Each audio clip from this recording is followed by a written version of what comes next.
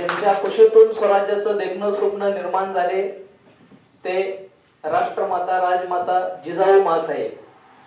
ज्या महापुरुषानं हे देखणं स्वप्न प्रत्यक्षात साकारलं ते छत्रपती शिवाजी महाराज. ज्या वारसदारानं हे स्वप्न आपल्या खांद्यावर लिलया पार पाडलं ते छत्रपती शंभूराजे. ज्या महामानवानं या देशामध्ये पहिल्यांदा शिक्षणाची गंगा या दारोदारी प्रत्येकाच्या घरोघरी पोहोचवले असे क्रांतीज्योती ज्योतिबा फुले. पहिल्यांदा शिक्षणाची सुरुवात स्वतःच्या घरापासूनच केली. या भारत देशाच्या पहिल्या स्त्री शिक्षिका सावित्रीबाई फुले, घटनेचे शिल्पकार डॉक्टर बाबासाहेब आंबेडकर, अण्णाभाऊ साठे, पुण्यश्लोक अहिल्यादेवी होळकर, स्वातंत्र्यवीर सावरकर या सर्व महामानवांना तसेच शिक्षणासाठी अहोरात्र काम करणारे रयत शिक्षण संस्थेचे संस्थापक अध्यक्ष कर्मवीर भाऊराव पाटील या सर्व महामानवांना मानवंदना देऊन मी माझ्या विचारांना सुरुवात करत आहे.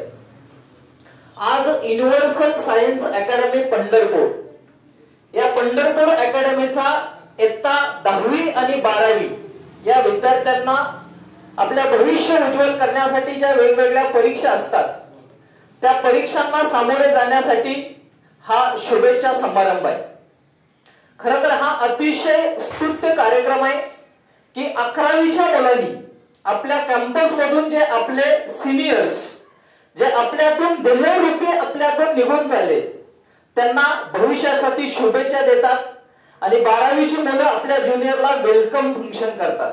ही पंढरपूर मध्ये फक्त याच क्लासमध्ये बघायला मिळते. दुसऱ्या कुठल्याही क्लासमध्ये ही पद्धत नाही. आता आजचा जो क्षण आहे हा जो क्षण आहे हा सुख दुःखाचा क्षण आहे. जसं आपल्या घरातील एखादी मुलगी लग्न झाल्यानंतर माहेरी जाते, सासरी जाते, माहेरवरून सासरी जाते. एका डोळ्यात दुःख असतं, एका डोळ्यात आनंद असतो. दुःख यासाठी की आपण ज्या घरामध्ये लहानाचे मोठे झालोय ते घर आपल्याला देहरूपी आपण सोडून आपण दुसऱ्या घरी चाललोय. आणि आपल्या दुसऱ्या डोळ्यामध्ये आनंद का असतो तर प्रत्येकाचं स्वप्न असतं तसं आपलं स्वप्न सत्यात साकारण्यासाठी आपण देहरूपी घर सोडून चाललोय. त्यामुळे हा सुख दुःखाचा मिलाप असणारा क्षण आहे. आपण यशस्वी होण्यासाठी तुम्ही या युनिव्हर्सल सायन्स अकॅडमीतून बाहेर चाललाय कारण तुम्हाला तुमचं भविष्य उज्ज्वल करायचं आहे. आता डॉक्टर एपीजे अब्दुल कलामांनी एक अतिशय सुंदर उदाहरण सांगितलंय. यशस्वी कोणाला म्हणायचं? What is mean by success? If our signature is a turns into autograph. ज्यावेळेस तुमच्या सहीचं रूपांतर ऑटोग्राफ मध्ये होतं त्याच वेळेस तो माणूस यशस्वी झाला. तुमच्याकडे किती पैसे तुम्ही यशस्वी नाही. कोट्याधीश असणाऱ्यांची ऑटोग्राफ घेत नाही. ऑटोग्राफ कोणाची घेतात? जे यशस्वी असतात, जे ऍडॉल्ट्स असतात. ते डॉक्टर एपीजे अब्दुल कलामांनी सांगितलं. आता ते यशस्वी होत असताना तुम्हाला चढ येणार आहेत, उतार येणार आहेत, यश येणार आहे, अपयश येणार आहे. यश आल्यानंतर हुरळून जायची काही गरज नाही आणि अपयश आल्यानंतर खचून जाण्याची गरज नाही. परत एपीजे अब्दुल कलाम सांगतात जी आपण ईसीजी मशीन आहे. आता तुमच्याकडे बायोलॉजीचा आणि हॉस्पिटलमध्ये असणारा माणूस आहे. ईसीजी मशीन म्हणजे काय? आपलं हृदय चालू आहे किंवा नाही हे चेक करण्याचं काम करतं. त्या ग्राफ जर आपला स्ट्रेट लाईन असेल तर आपलं सर्व पावणे रावळे आपल्याला गावाच्या बाहेर नेतात. म्हणजे त्या ग्राफ मध्ये काय पाहिजे? एकदा वर पीक पाहिजे, एकदा खाली पाहिजे, एकदा वर पाहिजे, एकदा खाली पाहिजे. तसं जीवनामध्ये यशस्वी होण्यासाठी ईसीजी मशीन सारखे तुम्हाला यश आलं पाहिजे, अपयश आलं पाहिजे. आणि जे अडचणी येतात त्या अडचणींना तुम्हाला मोठ्या धैर्यानं सामोरं जाणं गरजेचं आहे. त्यामुळं जीवन जगत असताना किंवा जीवनामध्ये यशस्वी होत असताना पहिली गोष्ट तुमचं ध्येय फिक्स पाहिजे. तुम्हाला जर जीवनामध्ये काय बनायचं आहे हे जर माहित नसेल तर आपण त्या दिशेनं आपली वाटचाल होत नाही. तुम्हाला जे काय बनायचं आहे ते तुमचं ध्येय तुमचं निश्चित पाहिजे. आपण म्हटलं जातं ज्या गावाचा आपल्याला रस्ताच माहित नाही त्या गावाला आपण कधीच पोहोचू शकत नाही. तुम्हाला काय बनायचं आहे हेच माहित नसेल तर तुम्हाला त्या जे ध्येय आहे त्याच्यापर्यंत तुम्ही पोहोचू शकत नाही. म्हणून ध्येय तुमचं फिक्स पाहिजे. असं 2011ला एक ध्येय बघितलं होतं आपल्या भारतीय क्रिकेट टीमनं, त्यातल्या त्यात युवराज सिंगनं. कारण युवराज सिंग ज्याला आयडॉल मानतो तो क्रिकेटचा देव सचिन तेंडुलकर, याला शेवटची विजयी भेट द्यायची होती. म्हणून त्यानं एक ध्येय पाहिलं होतं की सचिन तेंडुलकरला विश्वचषक जिंकून देण्याचं ध्येय पाहिलं होतं. तो ध्येय पार पडत असताना अतिशय अडचणी आल्या की त्याला कॅन्सर डिटेक्ट झाला. मैदानामध्ये त्याची ब्लडची उलटी झाली. त्याला माहित होतं आपल्याला ब्लड कॅन्सर आहे, पण तो त्या ब्लड कॅन्सरला सुद्धा घाबरला नाही. कारण त्याचं ध्येय फिक्स होतं. त्याच्या नसानसात फक्त एकच होतं, आपल्याला हा विश्वचषक जिंकायचा आहे. आणि स्वतःला ब्लड कॅन्सर डिटेक्ट झाल्यानंतर तो मॅन ऑफ द टुर्नामेंट आहे. एवढी ताकद त्याच्या एम मध्ये होते, कारण त्याचं ध्येय काय होतं, फिक्स होतं. आता त्या ध्येयाचा पाठलाग करत असताना तुमच्यामध्ये हार्ड वर्क, जगामध्ये जेवढी लोक यशस्वी झाले ते कोणीही चमत्कारानं यशस्वी झालेले नाहीत. ज्या लोकांनी आयुष्यामध्ये स्ट्रगल केला, हार्ड वर्क केलं, अशीच लोक जीवनामध्ये यशस्वी झालेली आहेत. हार्ड वर्क कधीही सोडायचं नाही. आता मी परत तुम्हाला उदाहरण सांगतो क्रिकेटचंच. माझा क्रिकेट आवडता असल्यामुळे मी त्याचीच उदाहरण देतो. सचिन रमेश तेंडुलकर, या सचिन तेंडुलकर पेक्षा कितीतरी गुणवान खेळाडू भारतीय संघामध्ये आले आणि गेले. विनोद कांबळी हा असा होता की सचिन तेंडुलकरच्या अगोदर तो स्टार होता, पण ज्यावेळेस तो स्टार झाला त्यावेळेस त्याच्या डोक्यात हवा घुसली आणि त्यानं क्रिकेटवरचं जे प्रेम आहे किंवा जी कॉन्सन्ट्रेशन आहे, जे हार्ड वर्क आहे, ते त्यानं कमी केलं आणि त्याचं दुसरीकडे लक्ष विचलित झालं. तो विनोद कांबळी 5 वर्षानंतर भारतीय संघात दिसला नाही. आज त्या विनोद कांबळीवर अशी अवस्था आहे की कुटुंबाचा उदरनिर्वाह करण्यासाठी तो 30,000 20,000च्या कामाला जातोय, नोकरीवर. एवढा तो गुणवान खेळाडू होता, पण लक्ष विचलित झालं.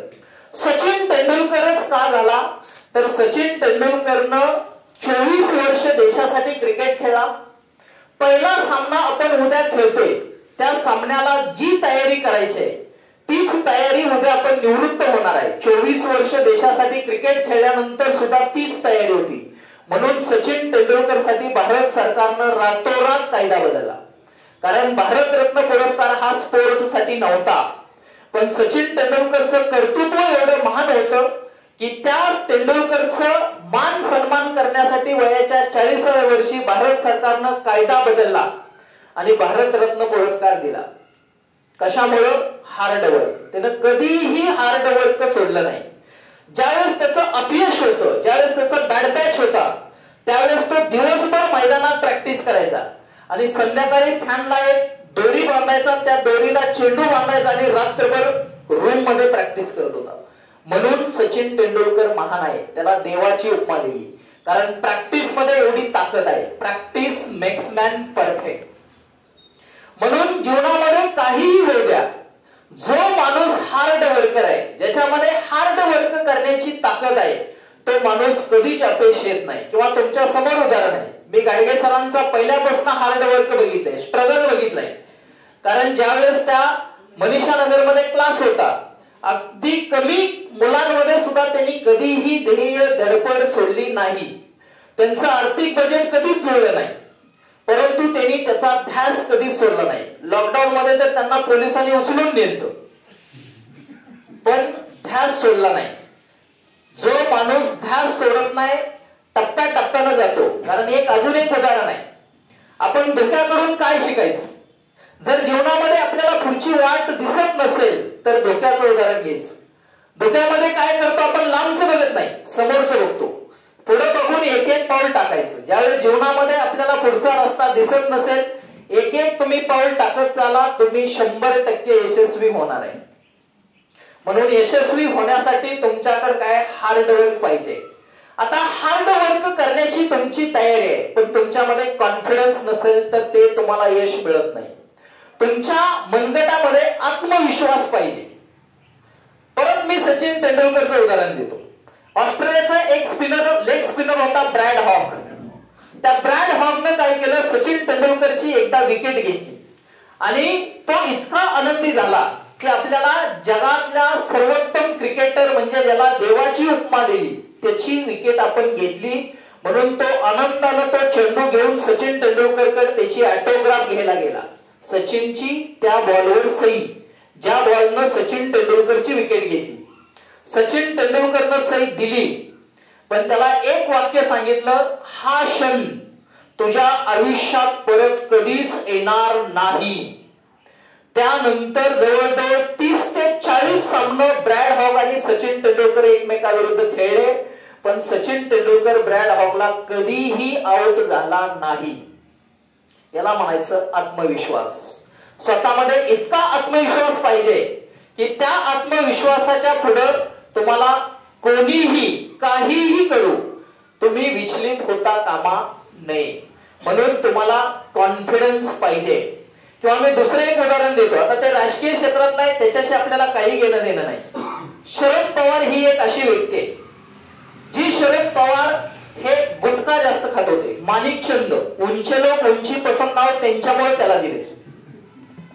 24 तास तोंडातून ते माणिकचंद काढत नव्हते आणि त्याच्यातून त्यांना कॅन्सर झाला. 2004 ला ज्यावेळेस कॅन्सर डिटेक्ट झाला त्यावेळेस डॉक्टरांनी त्यांना सांगितलं, तुमची सगळी महत्वाची कामं करून घ्या. 6 महिन्यापेक्षा जास्त जगातलं तुम्हाला कोणतंच मेडिकल ट्रीटमेंट तुम्हाला वाचवू शकत नाही. हा डॉक्टरचा रिपोर्ट होता. शरद पवार मध्ये इतका आत्मविश्वास होता, त्यांनी त्या सांगितलं डॉक्टरला, डॉक्टर घाबरू नका, तुमचं आता वय किती आहे? डॉक्टर म्हणले माझं वय आहे 30-35. तुम्ही घाबरू नका, पुढची 30-40 वर्ष किंवा तुम्ही गेल्याशिवाय मी जात नाही. आज या गोष्टीला 20 वर्ष झाली. म्हणजे ज्याला मेडिकल रिपोर्टनं 6 महिन्याचं लाईफ स्पॅन दिलं तो आज 20 वर्ष काय होत नाही. आपलंही तसंच आहे. तुमच्यामध्ये आत्मविश्वास जर इतका मजबूत असेल तर तुम्हाला कोणतीच टेक्निक हरवू शकत नाही. जगातली कोणतीच व्यक्ती तुम्हाला हरवू शकत नाही. कितीही अडथळा आणू द्या, कितीही षडयंत्र रचू द्या, तुम्हाला कधीही अपयश येत नाही. म्हणून एम फिक्स पाहिजे, तुम्हाला हार्ड वर्क पाहिजे, कॉन्फिडन्स पाहिजे. आता तुम्ही 12वीच्या परीक्षा वेगवेगळ्या देणार आहे. त्या परीक्षेमध्ये तुम्ही आत्मविश्वासानं हार्ड वर्कनं तुम्ही त्याला सामोरे जा. तुम्हाला अपयश कधीच येत नाही. असं काहीच नसतं की शहरामध्ये शिकला आणि कुठं जरी शिकला, त्याच्या मनगटामध्ये ताकद आहे आणि छातीमध्ये रग आहे, तो कुठंही थांबून आपली ध्येय साध्य करू शकतो. पाठीमागच्या एक 8-10 दिवसापूर्वी सचिन खाडे, बीड जिल्ह्यातला एक ऊसतोड कामगाराचा मुलगा आहे, ज्याची वडील अपंग आहे. आता ऊसाच्या पाचरटातून आपल्या चांगल्या माणसाला चालता येत नाही, आपण किती तरी पळतो. त्याचे वडील पहाटे 4 वाजता, आई आणि वडील ऊसतोड कामगार आहेत, ऊसतोडायला सुरुवात करतात. वडील अपंग आहेत. वडील अपंग असल्यामुळे आई खांद्यावर मोळ्या वाहते. आईचा खांदा एका बाजून असा झालाय, तो सडलाय. पण तो सचिन खाडे डीवायएसपी झाला.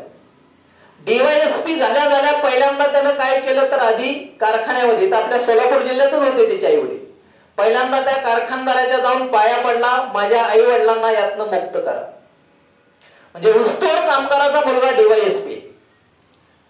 त्यामुळे फक्त तुमच्यामध्ये ध्येय पाहिजे, आत्मविश्वास पाहिजे, हार्ड वर्क पाहिजे, तुम्हाला नक्की यश मिळणार आहे.